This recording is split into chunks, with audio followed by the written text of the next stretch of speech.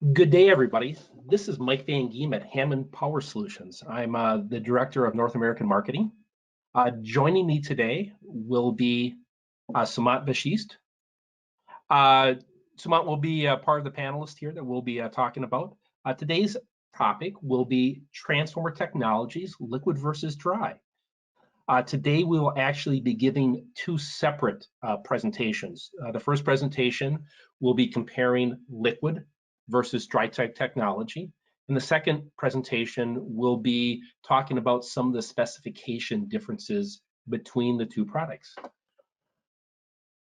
I'd like to just quick introduce Hammond Power Solutions. We are North America's largest manufacturer of dry type transformers. We do have a manufacturing plant that builds liquid type, but we do not support liquid type transformers currently in the North American market. The goal today is to give a balanced examples between the two technologies, which are liquid and dry type, and we'll go into details shortly. One of the big reasons why we're having this presentation right now is because this topic has become very topical, mainly because lead times for power transformers have gone out, and in some cases we're seeing lead times for liquid type transformers at 1 and even 2 years.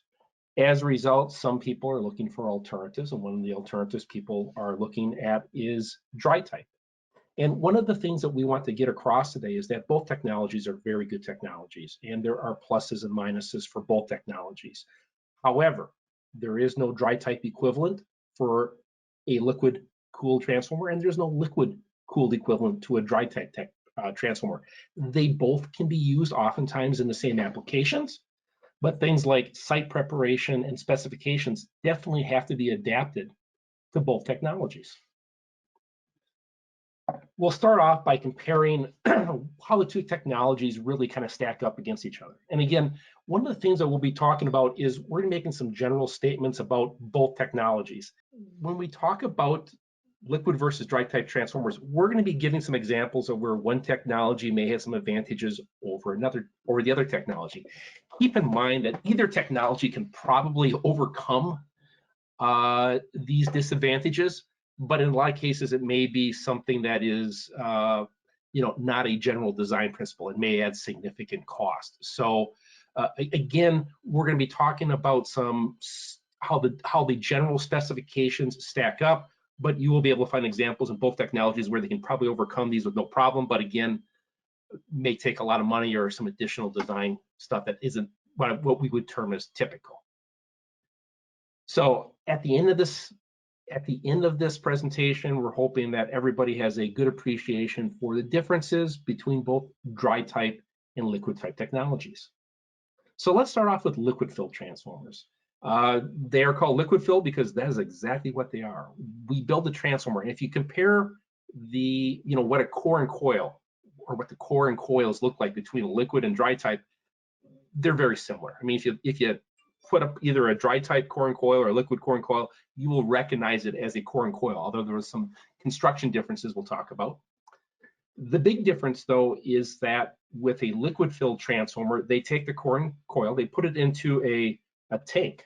Basically, it's called for what it is, a fuel tank, and they then submerge that transformer in a liquid.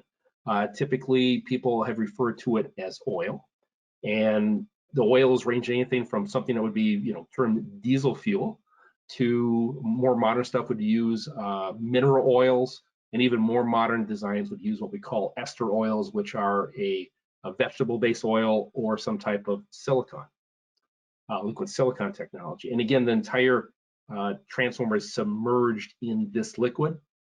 The liquid is obviously non-conductive, and the heat that the transformer generates is then transferred to the liquid, which is then transferred to the, we'll call it the tank walls and or cooling fins. So in the case here, the picture we're showing here is really what we term a high voltage transformer versus a medium voltage transformer. And high voltage transformers, as we will talk about soon here, really are the domain of liquid filled. Medium voltage or dry type transformers really are only applicable to applications that are 44 kV and below. Anything higher than that, and you're really probably looking at liquid filled. There are some transformer manufacturers that will go up and state will go up to 69 kV class, but for the most part, anything above 44 kV will be a liquid filled transformer. When the transformers are cooled, and the cooling fins here, there may be some pumps or there may be natural convection flow for those fins to help dissipate the heat. In some cases, the fins are very small and they're just trying to extend the surface area of the enclosure. So the fins have different technologies, but you can also think of them as a radiator for an oil transformer, and it is an additional thing that does have to be maintained and could be damaged or could cause a leak as well. With a dry type transformer, the transformer is, well, as we say, it's surrounded by air. And the heat that the transformer generates and needs to be cooled by is directly transferred to the air that circulates around it. And in this case, you can see the core and coils. There's two really main types of medium voltage transformers, what we call VPI and another one we call cast resin. Some people call it cast coil. The difference is really here is how thick is the resin coating, or how thick is that varnish that some people talk about that covers the core and coils. So when we look at a liquid filled transformer, the main insulation component is the liquid that surrounds it.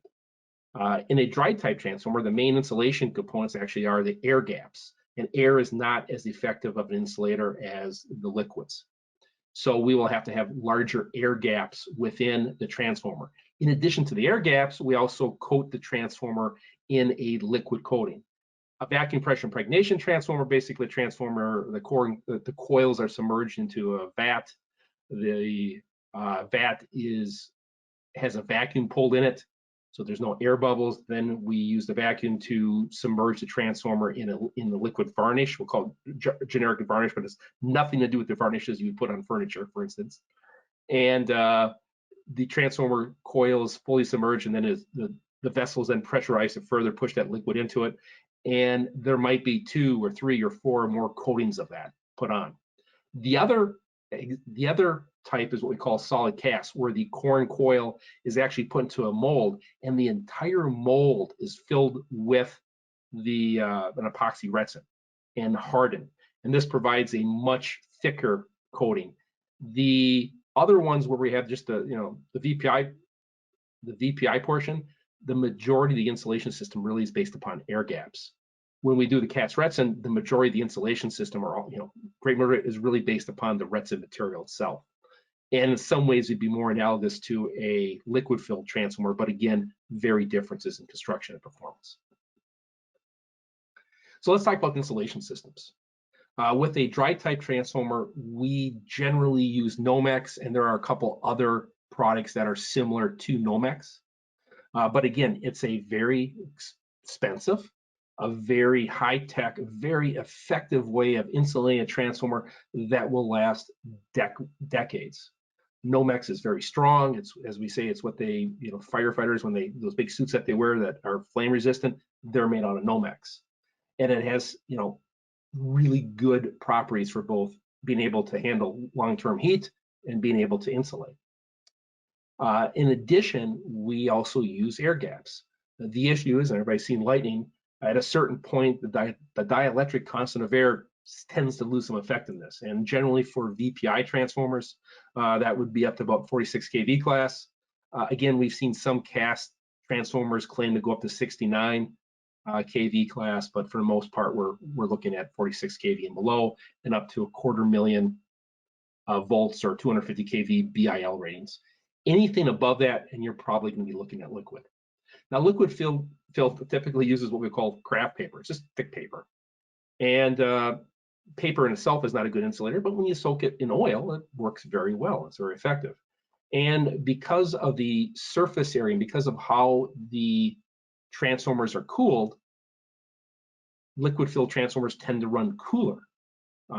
Doesn't mean that they're that much more highly efficient than dry type, but it has a lot to do with the surface area and the cooling fins and stuff like that. And they have to run cooler because they're using paper. So at temperatures where Nomex would, it'd be like a fall day, paper starts to deteriorate. So they have to run the transformers cooler as well in order to work it. But as long as both transformers are properly designed and cooled, they both should supply you with decades of solid use. When we talk about overload capabilities, dry type does have an advantage. We can do lower temperature rise transformers than what you would typically see with oil, or that oil would allow. And by having these lower temperature rise transformers, we can do two things. We can put them into hotter environments without derating. They can also give us additional capacity, provided we maintain the standard environmental temperatures. As a result, depending on if it's a VPI design or a cast coil design, we can get somewhere between 15 and 30% additional continuous overcapacity with a dry type transformer. And if we add fan cooling, we can get between 33 and 50% additional capacity over the base nameplate. With liquid filled transformers, while they run cooler, they have less ability to do overload conditions. And typically the most common one would be 15% overload capacity. And fan cooling can give you an additional potential 15% additional capacity.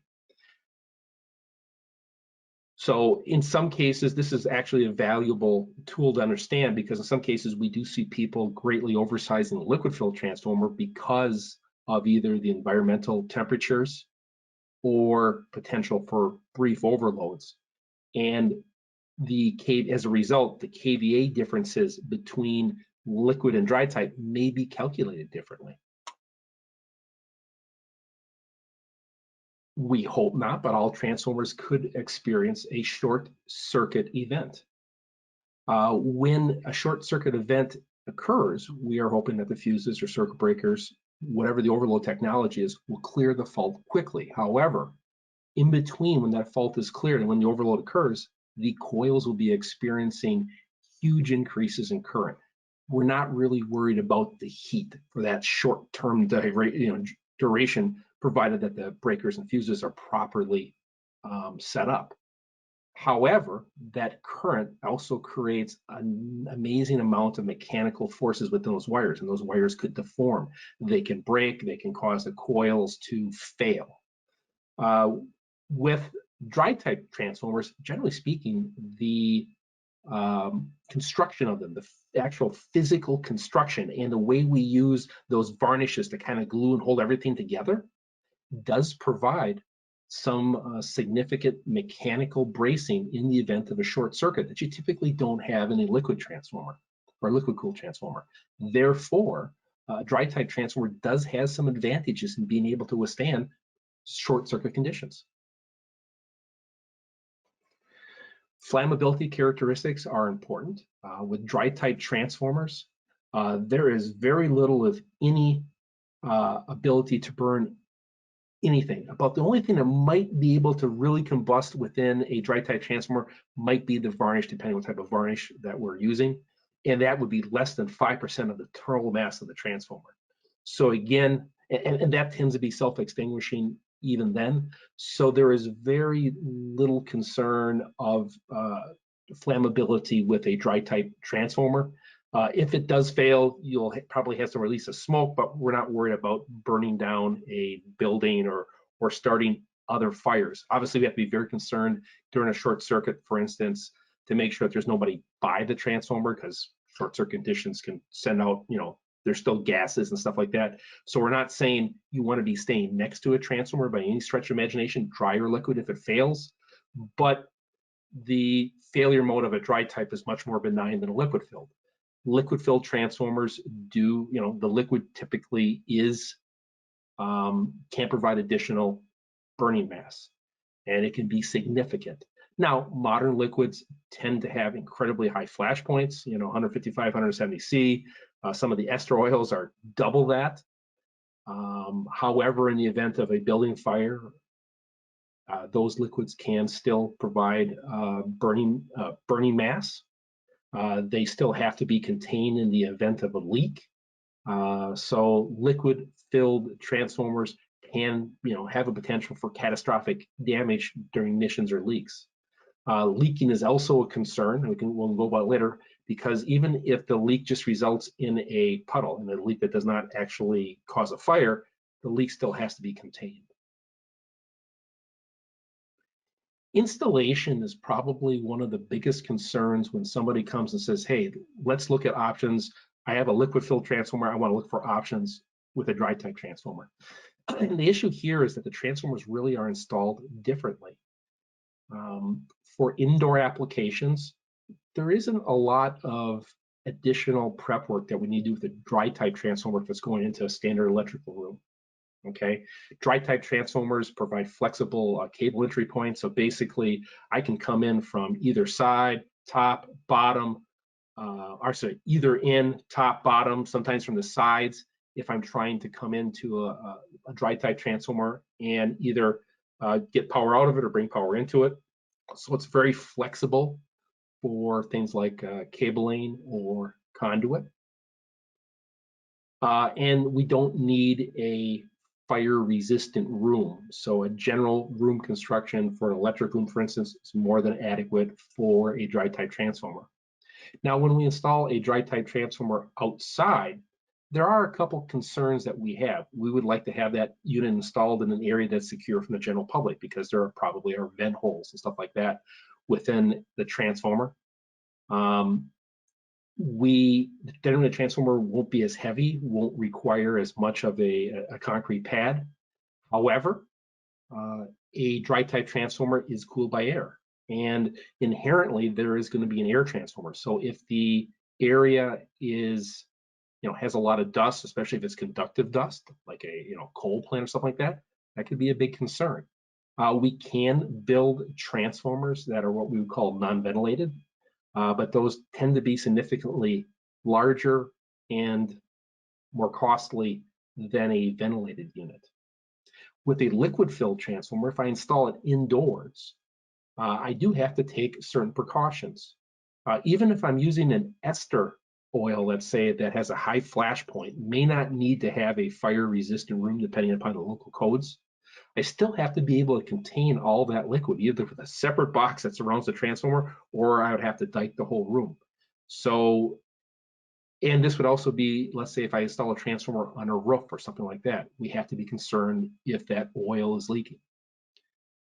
Again, not all of the modern stuff like ester oils require a full vault, but for the most part, there is definitely some additional installation cost and lack of flexibility if I'm using a liquid filled transformer. And again, a liquid filled transformer, typically I can only come in on the front of the transformer where I have specifically that wiring compartment.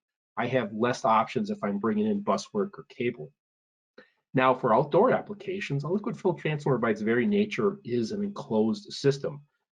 There is, or should be very little of any transfer of outside air to interior to the tank. And for dusty, nasty environments, sometimes a liquid filled transformer has advantages.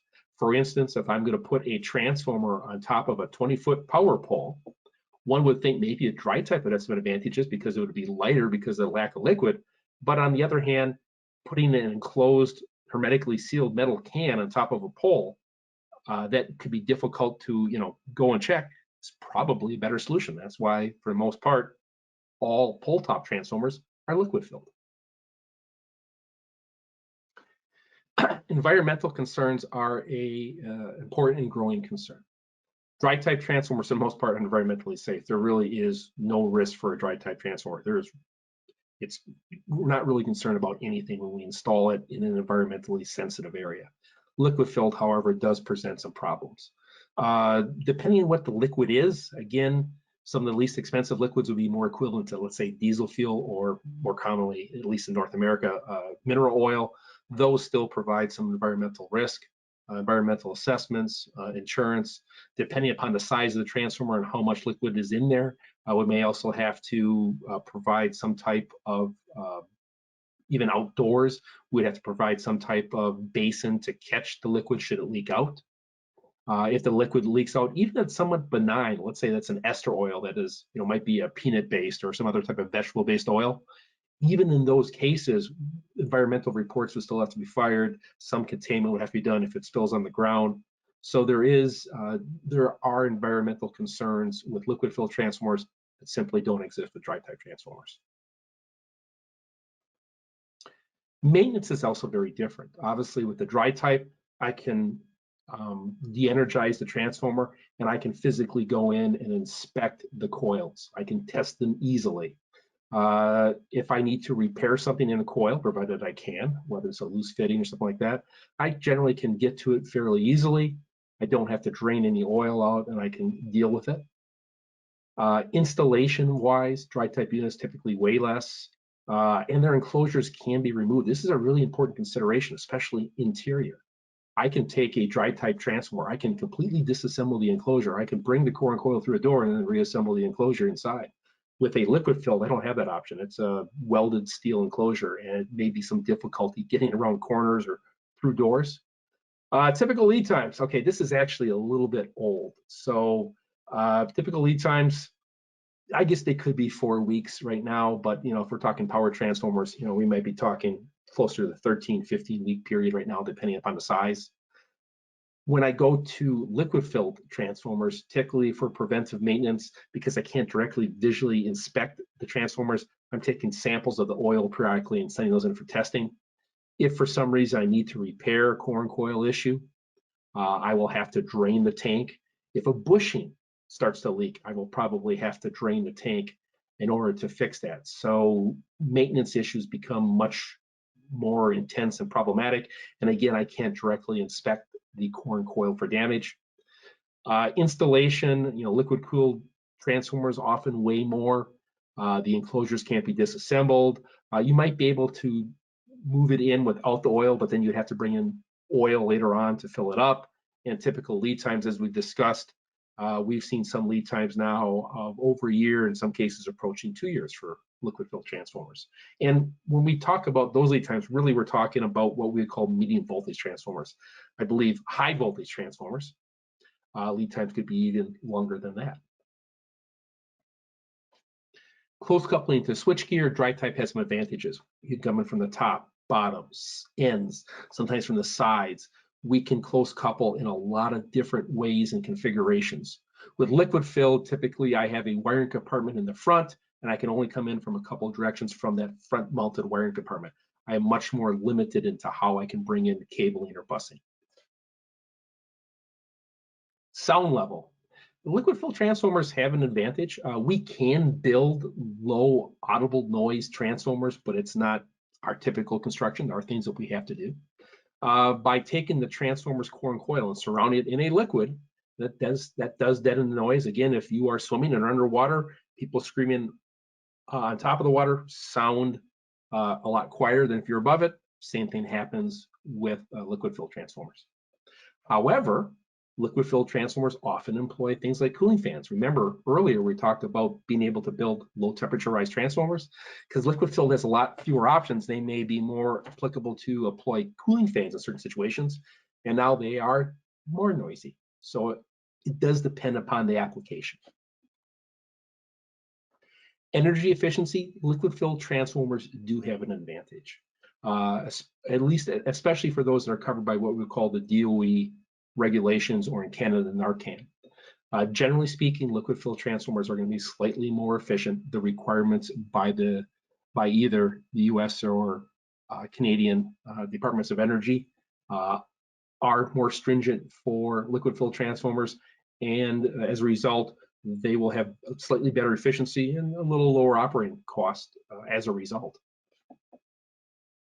Now, we can achieve higher efficiencies with dry type.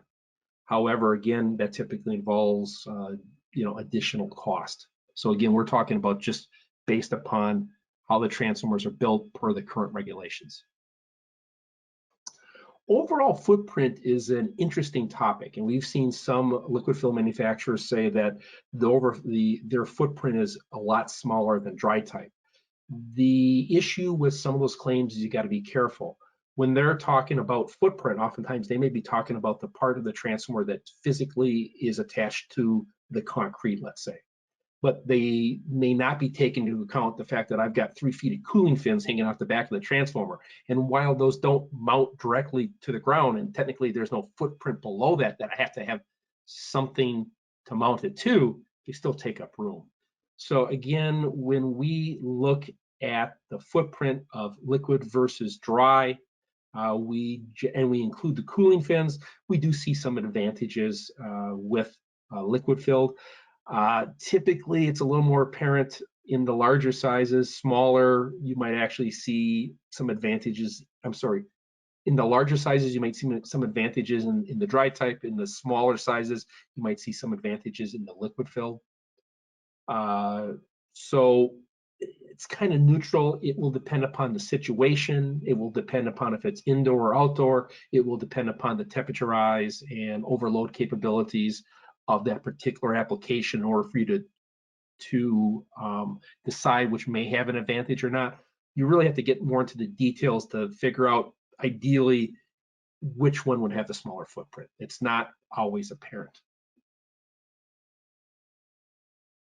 Cost comparisons can be difficult. So a few things. Generally speaking, liquid filled transformers will cost less per kVA than dry type.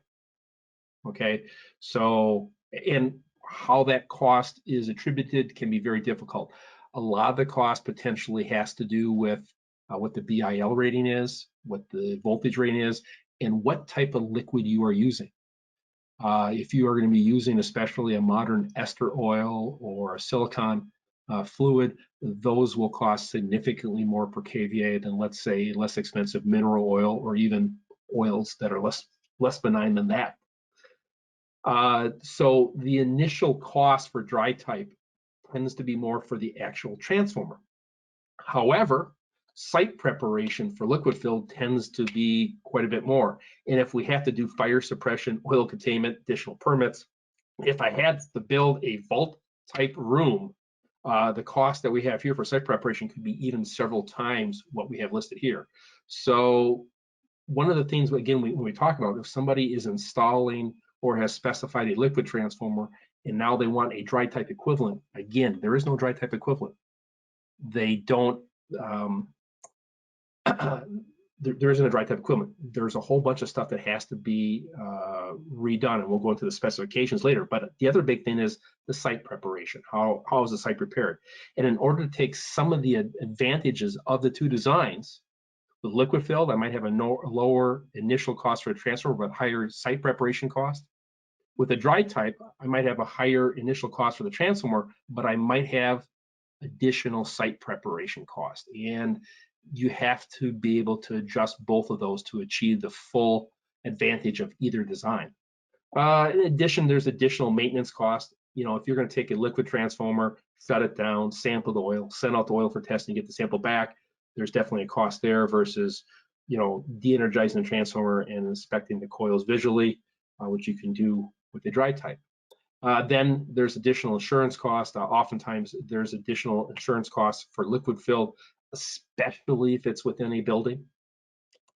So when we talk about the total cost of ownership, it becomes a little more difficult to discuss. Dry type transformers will have higher losses. So again, we'll have a little more electrical costs, but then things like insurance, testing, maintenance might be lower with a dry type. So again, where the advantage would lie between the two designs typically is much, you know, you can't make a blanket statement that says one is better than the other in all cases. You really have to kind of look at the overall application where it's installed. However, you know, especially if you talk about interior designs, a lot of times a dry type transformer will have some additional cost of ownership advantages over a liquid filled. So we have our cute little charts here. This kind of shows where there's neutral, where there's advantages to liquid filled, and where there's advantages to dry type transformers. Again, what we're seeing here in a lot of cases is these are typical parameters. We might be able to overcome these parameters with either design, but it may go a little bit over typical design. And some of these judgments where we got the arrow pointed, if it's better one way or another, may, you know, always be always might have additional dependencies. So this is meant to be kind of a quick reference chart, but how you may or may not have an advantage in your particular design will be application oriented.